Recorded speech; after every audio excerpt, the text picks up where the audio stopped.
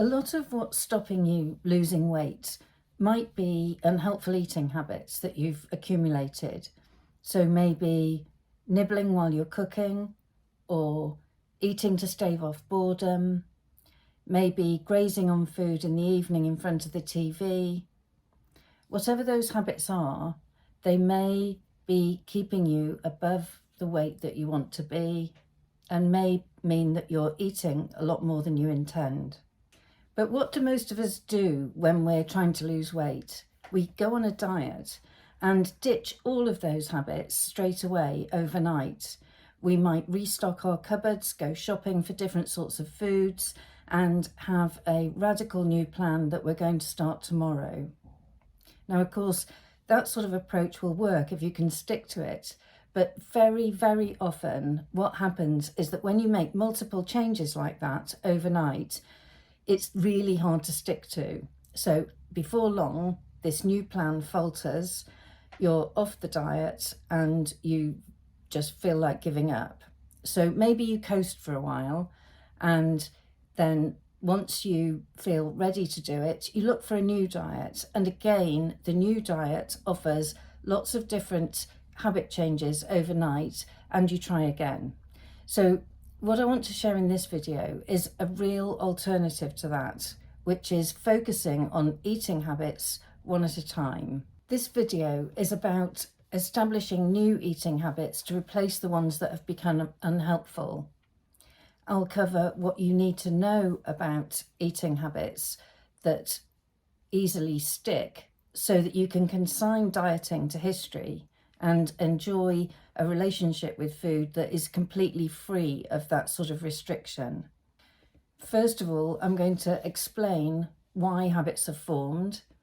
So understanding what a habit is means understanding how it was established in the first place and why that makes it hard to change.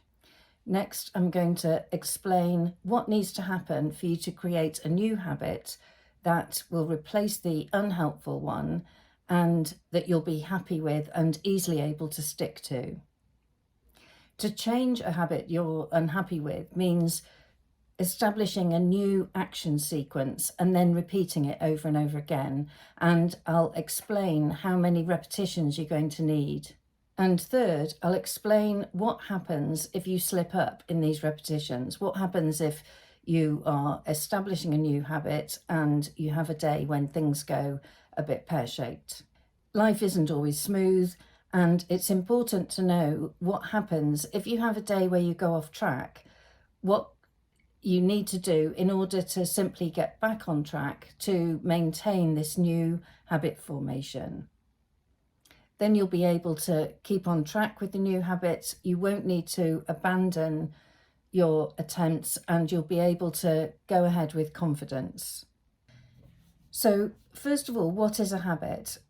A habit is a sequence of actions that's become so familiar that you do it without much conscious awareness at all, or needing to think about it. Take the example of brushing your teeth. Originally, somebody had to teach you how to do that, so that you had to follow instructions and deliberately do the same thing over and over again. And repeating it means that it's so automatic now that as soon as you're in the situation where it's been associated, you'll just start picking up the toothbrush and applying the toothpaste. Habits save us an enormous amount of mental effort and energy, so that by automating things in this way, we don't have to spare any useful mental bandwidth to do them. When you see the toothbrush by the sink, there's no need to think about what to do with it. You just start brushing. You don't even need to want to start brushing your teeth. The automation that comes with habit formation removes the need to feel motivated. It removes the need for motivation to clean your teeth altogether. So the formation of a habit involves forming a memory trace. The first time you do this habit sequence, you are creating a memory trace in your brain, and when you repeat it sometime fairly soon after, you're strengthening that memory trace. And as you keep repeating it, you're getting a stronger and stronger trace where once it's started, it's more likely to continue. Keep practicing the same thing, and before long, it's established as an action sequence that we call a habit, and it's now in long-term memory. Once it's established in long-term memory like this, as soon as you're standing by the sink in the morning, you'll be reaching for the toothbrush without any thought. In much the same way as, for example, when you're standing waiting for the kettle to boil, you might be reaching for biscuits. And it's the fact that the sequence has become automated like this, which is so helpful for healthy habits, if you like, that makes it hard to change. Because once something is automated and you're doing it without thought, you're halfway through it before you even realize. So what needs to happen to create a new healthy habit that you're going to feel happier with? Well, basically, you need to bring this unhelpful action sequence of the habit, the always eating biscuits when you're making coffee, or whatever it is, whatever the unhelpful habit is, you have to take it out of long-term memory and into what we call working memory, which is your current working mental workspace, if you like. It's the capacity that we've got that we use to deal with current information, and it includes creating new memory traces. So you need to bring the old habit out of long-term memory and deliberately focus on each step of it and create a new sequence, which is going to take some effort and focus to begin with. You'll need to plan in advance what this new sequence is going to involve. So if we take the example of automatically eating biscuits when you make coffee, then the new sequence, you might want to replace that with, for example, having a piece of fruit instead of biscuits, or reading a magazine instead of eating the biscuits. If the biscuit eating is so automated as it is in a habit, you might need some sort of reminder, like putting a post-it note on the coffee jar to remind you about the fruit or the magazine, to signal your brain to start the new deliberate sequence rather than the old automatic one. And then you need plain old repetition, day in, day out, to get that stronger memory trace created of your new habit of the fruit or the magazine instead of the biscuits. Eventually, doing this will mean that your new habit is itself completely automated. But how many repetitions do you need to get it to that automatic sequence? Well, a study of 96 volunteers who were invited to choose a particular healthy habit they wanted to form were studied over a period of 12 weeks. They were asked to carry out the new healthy habit in the same situation and context every day for 12 weeks, and to record each day how automatic it had felt to do this new healthy habit. The researchers found that to feel really automated, it took on average 66 repetitions of the new healthy habit. But there was a huge variation. So the range was from 18 days to 254, which is obviously a huge range, a huge variation between those 96 volunteers and their different new habits. Shown as a graph, the pattern of how the automaticity, how automatic was, tended to develop was like this. As you can see, automaticity increased steadily in the first few days and weeks, and then it gradually leveled off so that it reached a point where it was highly automatic and it was no longer increasing in strength. Remember that this was just focusing on making one permanent habit change. What's important for any of us trying to change a new habit is to see that the effort is put in initially, particularly, and that over time that effort pays off.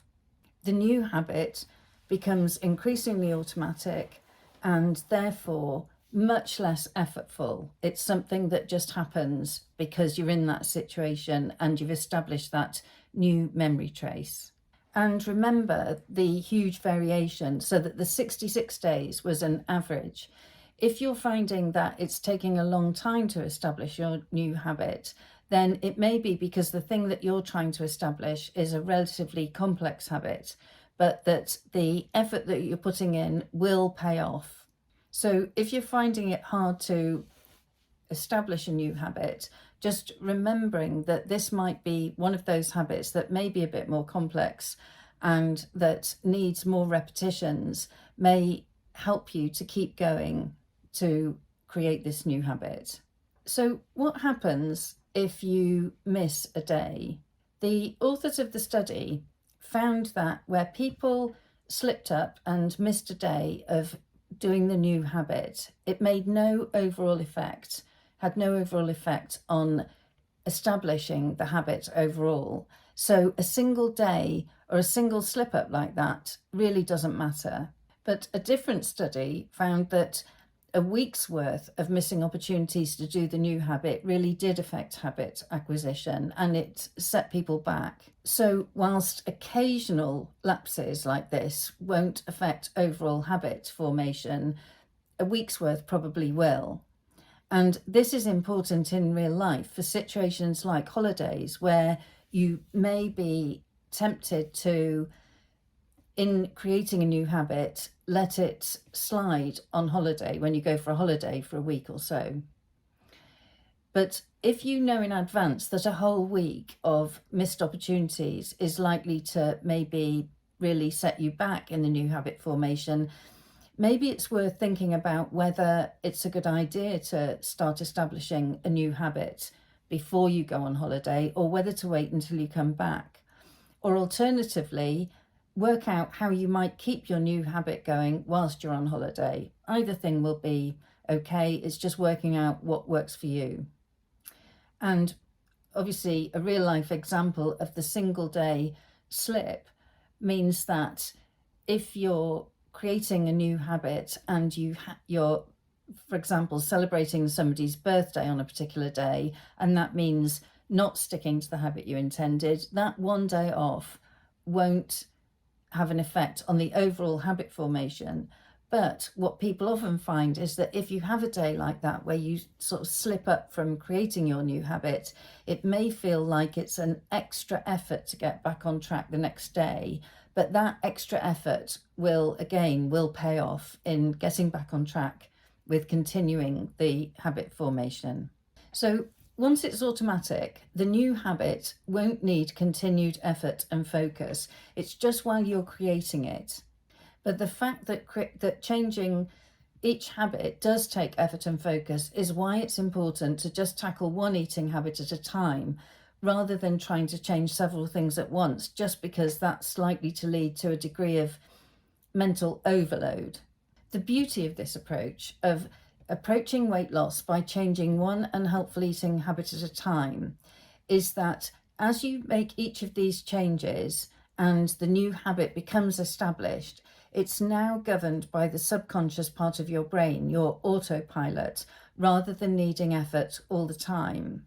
And that means that when you've established your new habit, there's no diet to come off. It's like, this is your new way of eating, this is your new particular eating habit.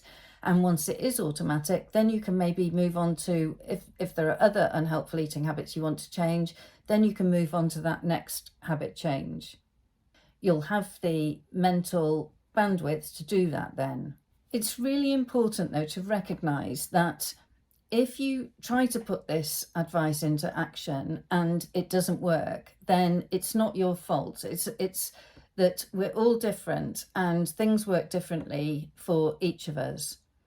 If you and a group of friends all tried to change the same unhelpful eating habit, say you all shared a particular eating habit that you weren't happy with, you would be very likely to find that each of you took a different length of time to change that habit and maybe achieve different degrees of success with it. If you're interested in using this approach, then you can get started by watching my next video on yo-yo dieting. check the description for this video to see the links for how I can help you with this. Please remember to like and share this video if you found it helpful, and do subscribe to my YouTube channel for lots more videos on the psychology of eating, appetite and weight loss. So my next video is on yo-yo dieting, which gives you a good place to start.